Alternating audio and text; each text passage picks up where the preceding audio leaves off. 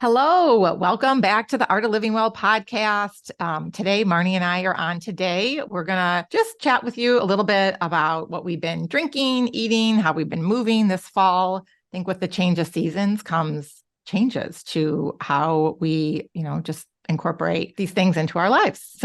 But before we kick that off, I thought we would just check in and see how each of us are doing and just share with you what's been going on a little bit. And yeah, Marnie, what's been going on with you? I would say since October 7th, things have been hard for me. In all honesty, I am a Jewish person, and seeing what's been going on in the world and the reaction to the Hamas terrorist attack has been challenging. I don't want to cry.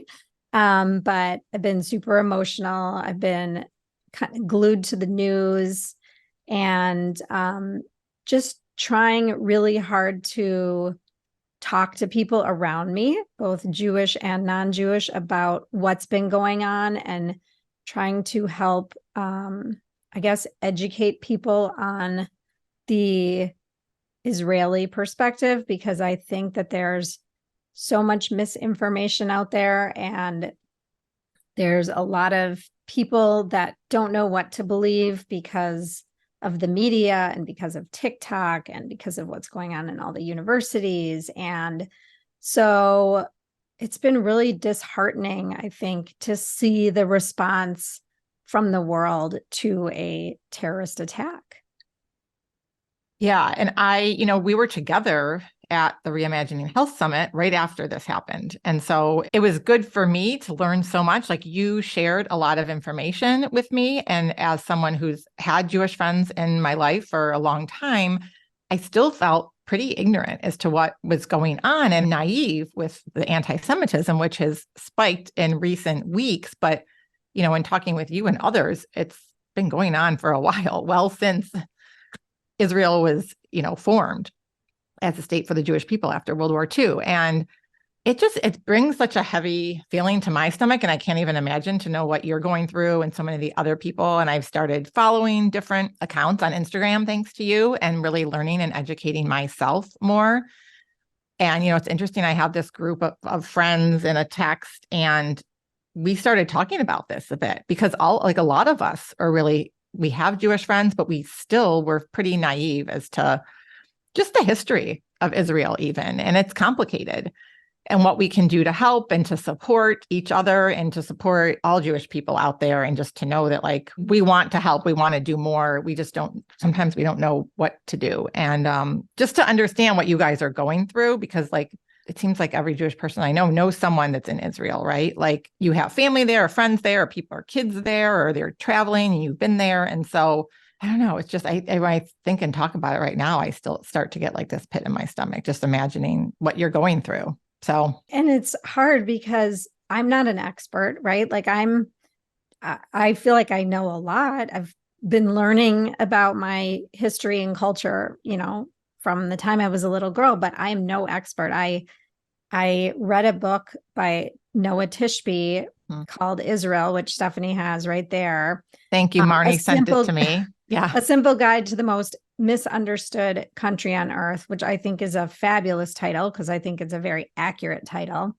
That it's a very powerful book. She is super, she explains things in very simple terms. It is not a dense book. I actually listened to the book first, and I really liked that. And then I bought myself a hard copy, and I've purchased the copy of the book for many other people as well, because I just want people to understand what the history of the Jewish people is, because a lot of people don't know that history.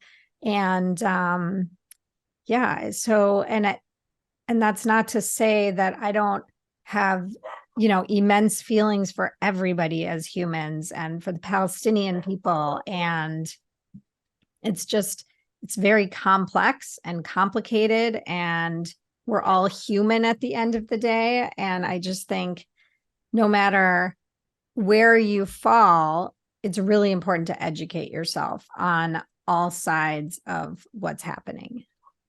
Agree. And at the end of the day, if you're human in my mind, don't we all just want peace for everyone? Like the violence and the hatred and some of the protests and the things I've seen happen at the collegiate level, with young adults, it just breaks my heart, And so when you can't feel safe and you're worried about your life and whether you live here or in Israel, I mean, it's just that shouldn't happen to anyone, bottom line.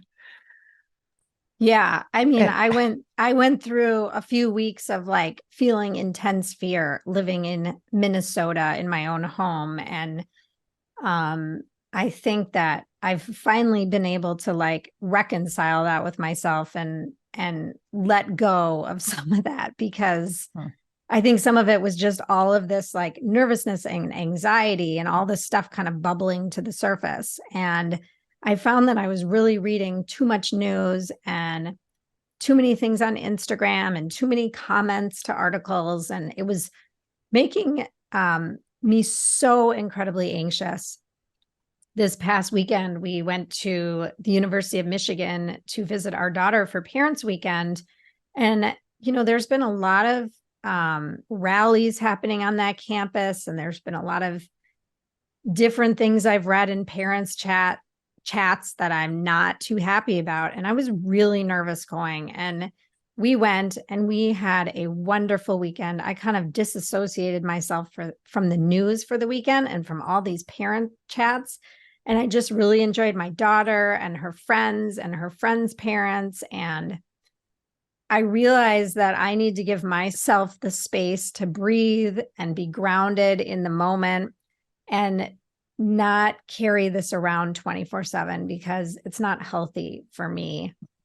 And that doesn't mean I'm not thinking about it or feeling for all the people involved, but I also just need to be present in the moment and try and enjoy, the good things in my life as well. Yeah.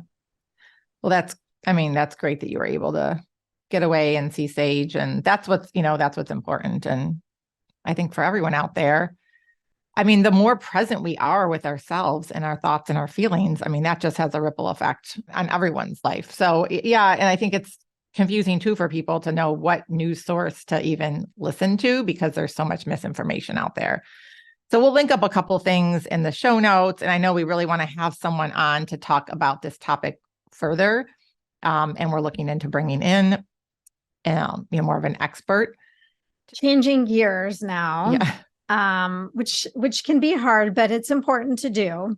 We are going to talk about something a little lighter. We're going to talk about what we're drinking, eating, and how we're moving right now as we're in this fall season and heading into winter. And we thought it would be kind of a fun change. So, Stephanie, what are you drinking these days? And we're not talking about alcohol here. No, there's a couple things actually that are kind of new.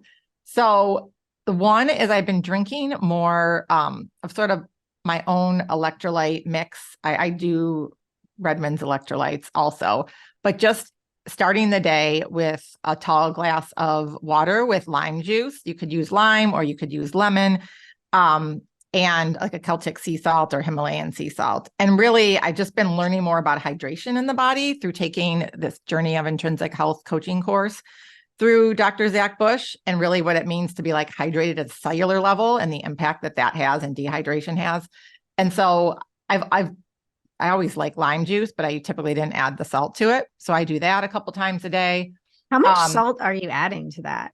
I'm not precise. Like a quarter. Like, are you just doing half. like a few shakes of salt, or are you like 10 shakes of salt, or like a teaspoon? Or it's probably a quarter of a teaspoon, I would say, for a glass. And I just have these little bowls that I have my salt in. So I use a little spoon. I'm not doing shakes. And I really like that. You could do lemon or lime. I just prefer the taste of the lime. Yeah. So I've been doing that. And then the other drink that I love, and I don't do this like every day, but I wanted to share it because it's a brand that I really, really like. It's called Numa, and I'm showing it up on the screen for anyone watching on YouTube. It's this chocolate mint hydrating sports drink. And my older son, actually like a year and a half ago, found this brand. And at one point, the two of us were like, I don't know, Numiliters or something associated with the brand. And they're not doing that program anymore, but I still love this product. And it's like a little sweet. It's made out of organic coconut milk. They're all organic and no added sugar.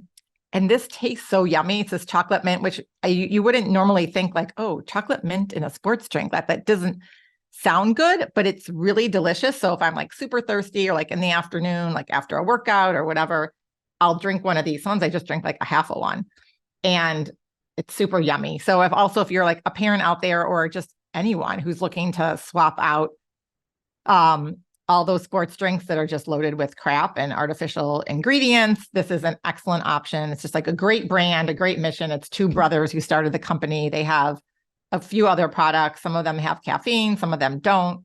I just like this one. It's really yummy. It almost is like a dessert because it's chocolate mint. Sounds yummy. I've never tried that. Yeah, it's really good. Well, what about you? What are you drinking this fall? So I haven't changed up my drinks that much, in all honesty. The biggest thing I would say going into fall, winter is that I am drinking so much tea. Mm-hmm. I mean, honestly, last week, I think I drank like 9 cups of tea a day, and I'm not even kidding you.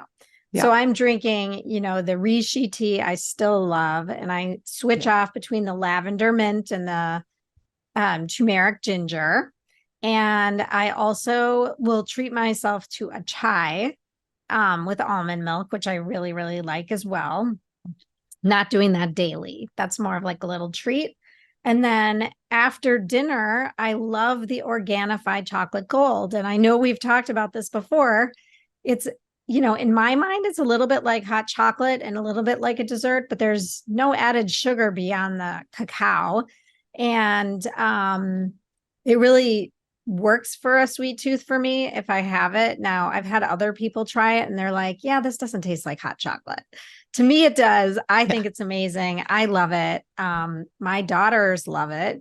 And so I love having all these warm drinks. I am still drinking a smoothie in the morning with Kion protein powder and DNS protein powder. Still drinking my Kions daily. Yep. For pre and post workout. Those are both cold drinks. And then I am also drinking either the green or red juice from Organifi, not every day, but a lot of afternoons when I'm feeling, like I maybe want a snack or something, and I'll drink those brands. So I'm really dedicated to those brands. I know. I thought about this too, because I was like, oh, my favorite warm beverage. And I said this last time, but it was probably like 6 or 9 months ago. I make myself a chai tea latte almost every day with the reishi chai tea. So what is your recipe? So I use a really good almond milk. So I have a couple different almond milks, but it's a thicker one. It's that Malk brand, M-A-L-K. Yep. And it has like no gums in it. It is so clean. It's like making your own. So I use a little bit of that. And then I add some monk fruit sweetener and I warm up the milk and I froth it with my new frother that I got from Equalife, which is like super powerful. And then I just brew the tea. So it's just the almond milk, frothy, so you're not dipping a bag in. Yeah. And then I dip a bag. So I do the bag with the water and I brew that. And then I heat up my milk, froth it with the monk fruit sweetener and add it. So it's frothy. So it's like a thicker. So you're doing that separately. Mm-hmm. Okay. Well, I mean, just separate because I do end up using the microwave for it. Right. To warm up the milk. I'll have to try that sometimes. It's so easy. Sometime. So Sage, when she makes it, my daughter, she'll make it on the stovetop. Well, that's probably the better way to do it. But then it's like a lot of dishes and it takes longer.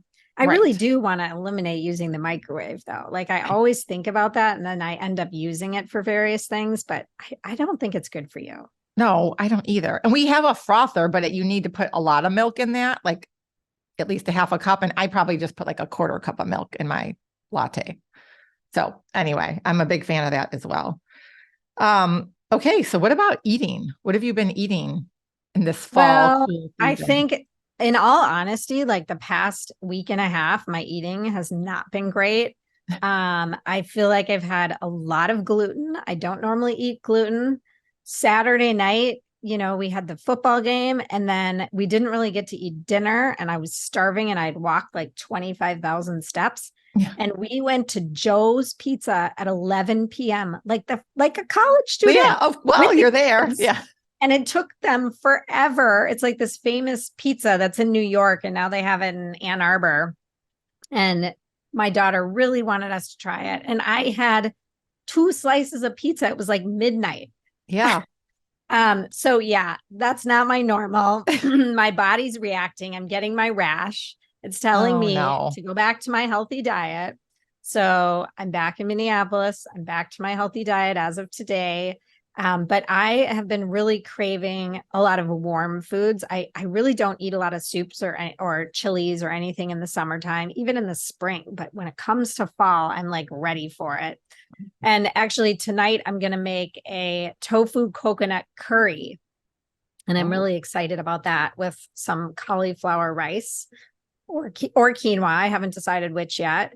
And then, yeah, I just start to crave warming foods. I think I'm going to make a spicy shrimp dish, like sauteed shrimp this week. And, the salads, I do like my salads still, but I am finding that they're not as appealing to me right now in this weather.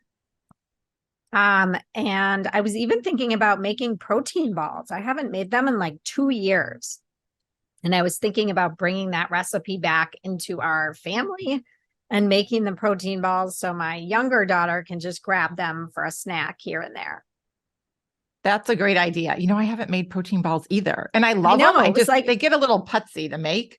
They do. But like if you make a big batch and you have them forever, not forever, but for a long time. Right. And you can put them in the fridge you have to put them in the fridge, but you could also freeze them. Yes, which I've done that's what I've done well. in the past. Yeah. So what about you? What you've just inspired me. Well, similar to you, my body, and I think this just naturally, like if we really tune in and listen and eat intuitively, we want to eat more like grounding, warm, cooked foods.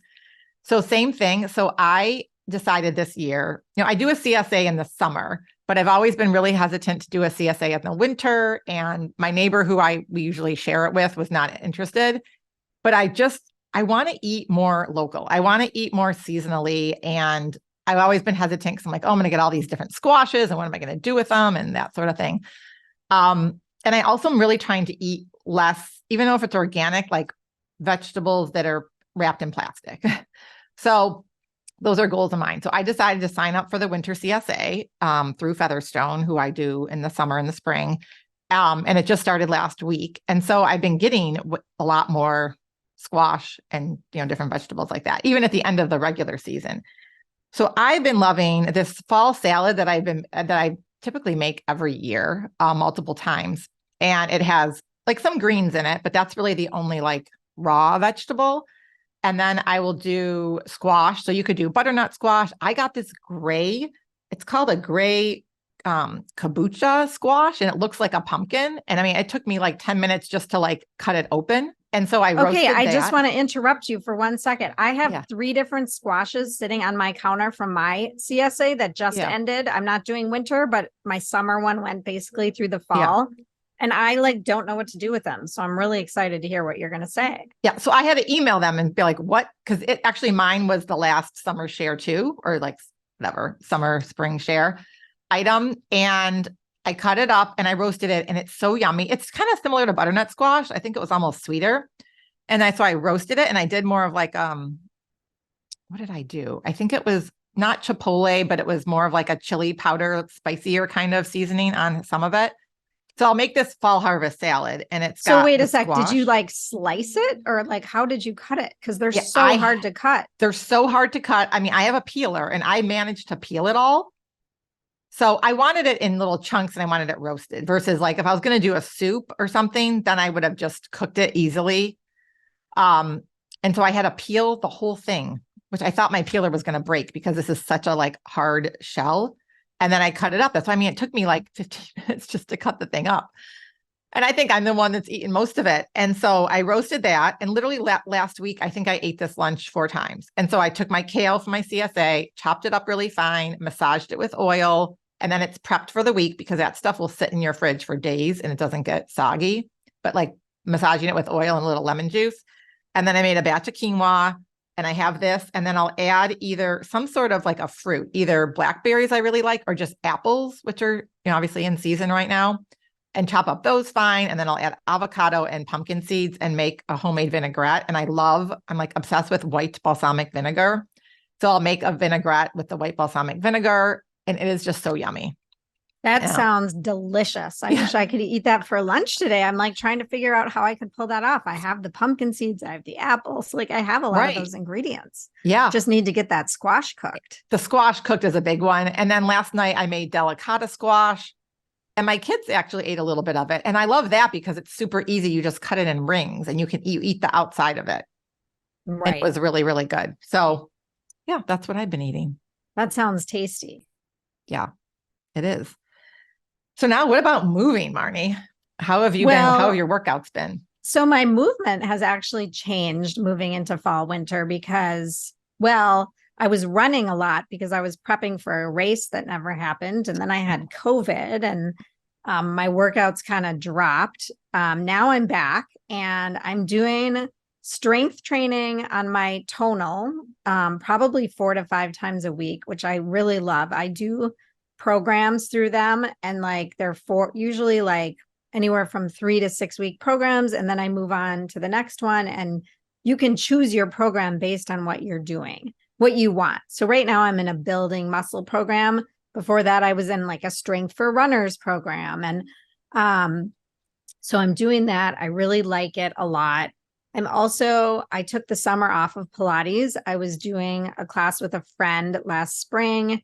Now I'm in a group class, and I just really, really like it. I think that it moves my spine and my tight hamstrings in ways that I don't move in yoga, and I don't move myself at home. So I'm doing Pilates, doing my strength training, and then I do smaller workouts on a treadmill or on my Peloton, where I'll do like a 10-minute hike up a hill, or I'll do a 10-minute running HIIT class. I haven't been using my bike as much, but now that it's getting cold out and I'm not going to be outside as much, I'll go back to just doing spin classes on the Peloton. But very active, love being active every day. On days that I don't work out, I feel like I'm not mentally as content. So that's where I'm at. What about you? Yeah, that sounds awesome. Well, I've mixed it up a little bit lately. One, I've been going back on the Peloton just because it's so dark in the morning when I'm working out. And so I don't think I did a Peloton bike workout in like 3 months over the summer, like not once. Yeah. So I've been doing a little bit of that. I did a little Taylor Swift bike ride with Allie Love this morning, which was fun. I finally found a 6 a.m. yoga class at a studio that opened up pretty within last year. They opened up the yoga house, that one, or the yoga room. Yoga room. And there's 6 a.m. classes, and they're hot yoga, and I really like it first thing in the morning because then I go home and shower obviously right away.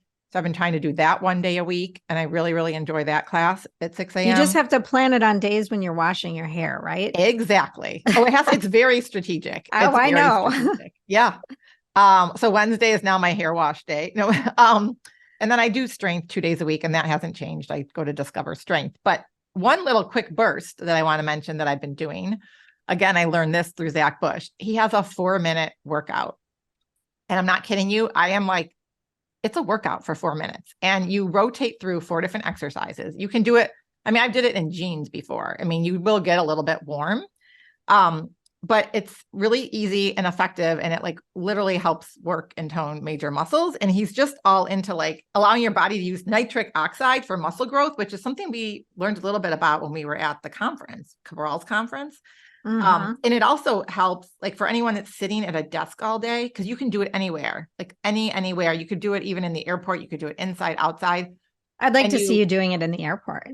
Yeah, I know. Well, Zach talks about that. Him and his wife will do it at the airport. He's like, oh, we get a bunch of funny looks, So it's like squats. It's these like arm raises, and the squats, you're moving your arms as well. So there's a lot of like shoulder workout and back workout. And then you do what he calls like a tin soldier movement. And we'll link up a video. There's a video on YouTube. and then like the snow angel movement with your arms, and then these like military presses. And I'm telling you, 4 minutes, you're like, I mean, you're breathing heavy, you're not going to be sweating, so you don't have to worry about that. But it helps with like your clarity and your focus, or if you're having a craving mid-afternoon, or you're just feeling like you're sitting, but you can't get outside on a walk, do this workout. And so the goal is to do it a couple times a day. So I've been doing it at least once a day or twice a day, just depending on what's going on. I feel like in the winter, when I'm not going to get out probably as much on a walk, I will use it even more. It's hard. My legs are burning, my arms are burning, and I consider myself to be fairly, Fit. in decent shape and fit. And I feel it every single time. So will you link that up in the show notes so we can see what you're actually doing? Because I think we should all try it. Yeah. And he has a whole science behind it too. And I'm not going to get into all that right now with the nitric oxide for muscle growth, but just moving your body in these major muscle groups is all we need to be doing. And so I'm really just been trying to move more intuitively as well. And I think I talked about this on a couple episodes ago where I ditched my Apple Watch. So I haven't logged a workout since August, probably, like on a device or anything. And so I ended up buying just like a Garmin watch that you can hook it up to your phone. I have not, but I just needed like a basic sport watch. That's awesome. And, yeah. I also want to add one more thing to my movement that I forgot to mention is that I've been trying to do more stretching and then meditation at the end of the day. And I still use that Peloton app pretty religiously. And I like to do like just a 10-minute stretch and then a 10-minute meditation. And it's just such a nice way to end the day. And it's like after dinner, maybe Gabby's doing homework. I, don't want to work or, I just don't want to go watch TV. And it's a nice way to end the day. That is a great one. If you have any favorites, because sometimes, you go on the Peloton app and you just get overwhelmed with like the number of options. I use the filters. So I like literally will just put in, meditation, 10 minutes and then scroll through and just find something like, usually they're pretty generic and I just will do them because I get my zone anyway. Right. And I just do the full body stretches. Okay. Unless I'm really sore for running and I need like hips or legs or whatever. Otherwise I just do a full body stretch. Yep. Well, and one thing I will mention, and we'll probably talk about this many times over the next 10 months. I know what you're going to say. We're going to be doing some incline workouts on the treadmill. Because Marnie and I signed up for 29029 and we got it. We're going to Montreal to hike Mount Tremblant in September. I think it's September 5th through 8th of 2024. And we're super excited. Yes. And I have been looking at the map. I don't know if you've looked at that map to see there are people coming from all over the world. It is so cool. So we are going to have to really train for that. That's going to be quite an adventure that we'll talk about quite a bit on this podcast. Yes. So that and one more thing to mention actually is that we are kicking off our 14-day liver detox on January 7th, 2024. And it's going to be very exciting. We're going to have some new guests joining us for various things. And the 14-day is hard, but it's also my favorite detox that we do throughout the year. Everyone's so fired up. Everyone's so ready. And honestly, the first couple days are the hardest. And so by the time you get to day 8, you're feeling so good. Most people want to continue at least with maybe most of the food that you're eliminating. And it's just nice to be having a supportive community. And we are adding some things, but we also would love your, any suggestions that you want to see, especially for those alum that have been doing the detox with us for quite a while now. But we're going to bring on some new guest modules, if you will. And if you're already doing dry January, which I'll be doing, it's an easier way to detox because you're already detoxing from alcohol. Absolutely. Yeah. So we're excited. So there's a link in the show notes. You can go ahead and sign up now. You could gift it to someone for the holidays, gift it to yourself for the holidays. And let's kick off 2024 together, just feeling amazing in a really supportive community. Yeah, we want you to join our community because it's an awesome community. Yes. So have a great day. Yep. Bye, everyone.